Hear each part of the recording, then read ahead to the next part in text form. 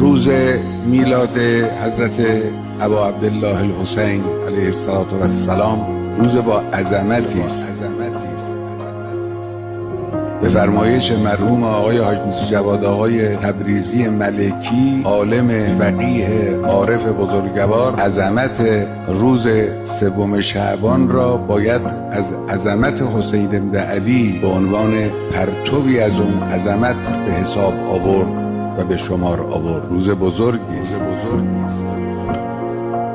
در این روز کسی متولد شد که سرنوشت اسلام وابسته به او، به حرکت او، به قیام او، به فداکاری او، به اخلاص او بسته بود.